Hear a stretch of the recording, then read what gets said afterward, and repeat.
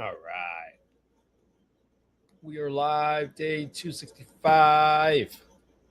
Today, we're going to look at another zip code, 35215. So, this is a little bit continuing more northeast of Birmingham, Alabama. Now, just looking for 4 bedrooms today, trying to figure out whether or not I can get a better understanding of this market. Found this property in Center Point, Alabama, 35215. So it's just a little bit north, and it has Center Point in its address, not even Birmingham. So that might be better because I think if you looked at one of our recent podcast episodes with Jeff and Jeffrey, they talk about the different housing authorities they work with. So check it out. Let's take a quick look. This property looks relatively turnkey, flooring, kitchen, bathrooms. Yeah, they'll all look pretty good. So for 185,900, the 4 bed, 3 bath, 1605 square feet. I'm gonna assume I don't really need to do anything. Yeah, it even has a new roof. So new roof, electrical and plumbing. So if it's all new, I'm gonna assume that they did a good job with it. So let's get the fair market rents next. So in order to get the FMR, the fair market rent, we're gonna Google HUD FMR. Scroll down to the area where it says access to small area FMRs. I'll be click on the first link and then click on look up FY 2024 FMRs. And now you're going to get by state, by county. This is in Jefferson County. So we can select that right here. And the zip code is going to be 35215. All right. 35215. And then our rent ceiling for a 3 bed is $1,440, and our 4 bed is $1,600. $1,440 and $1,600. $1,440, $1,600. A little bit lower than the zip code we're looking at yesterday at 35205, but that's okay. We're just understanding the zip codes a little bit better, so that as you go through all these zip codes, you just start to pick up. Boom, where's where, what's going to get you the highest rent. Okay, we have the highest rent, so that's a rent ceiling. The next thing we want to do is get the market rent. So in order to do this, you got to go to affordablehousing.com, go to the owner section, go to the market rent estimator, plug in the address, plug in the bedroom count, and click on get estimate. And the most important number here is going to be this number on the bottom right. For 25 units within a 1.46 mile radius, the average rent is $1,494.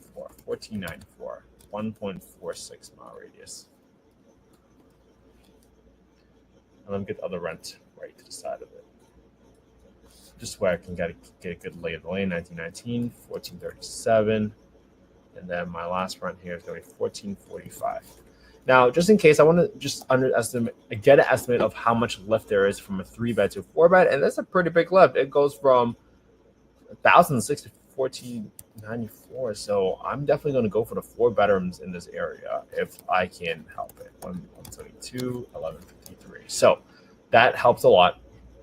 All right, now that I got my extra bedroom counts in there, I want to use, what do I want to use for my rent? So I'll probably use $1,490 for my rent, even though the rent's in $1,600. Why is that?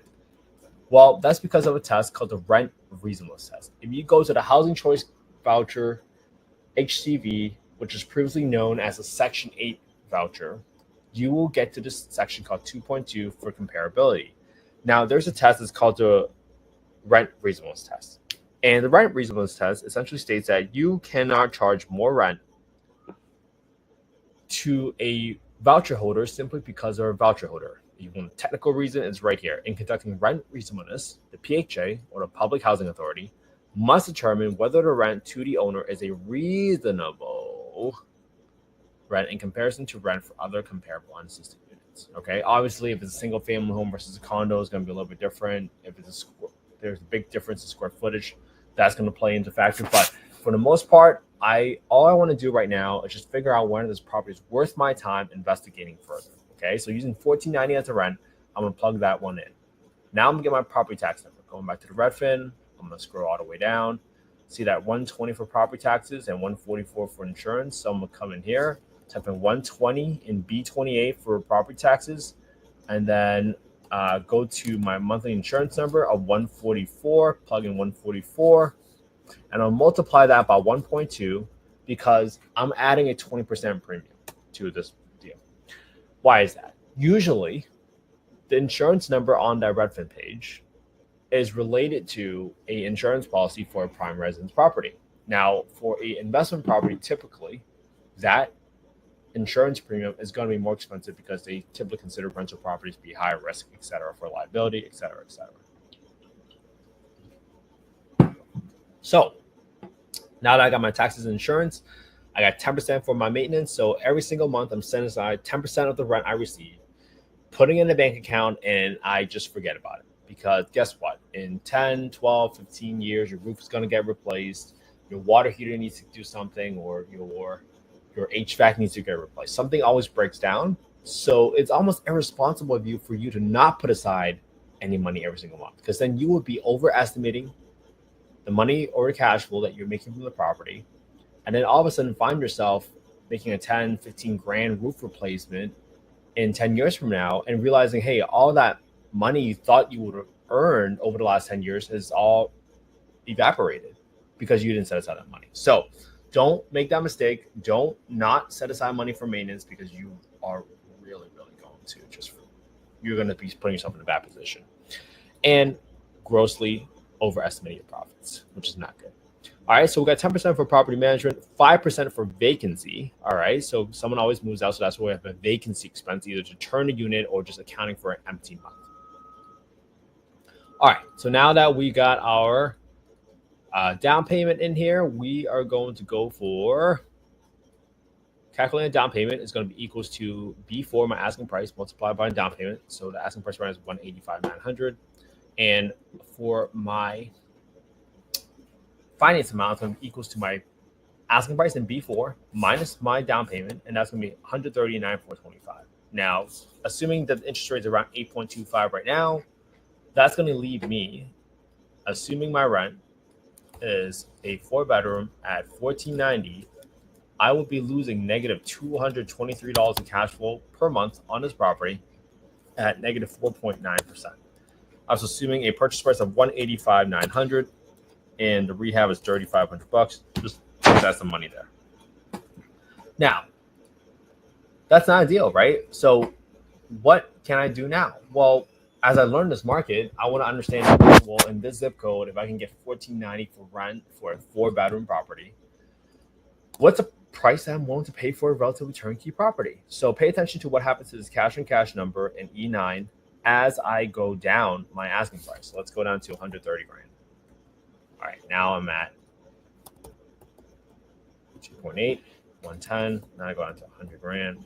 Now I'm at 10 point. So if everything else stay constant and I'm able to rent it out as a 4-bedroom for $1,490, I would be making $261 of cash flow a month. That's a roughly 10.2% return on my money, assuming I can get this property for 100 grand.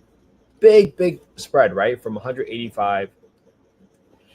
But the whole point of this exercise is one for you to understand what your buy box is.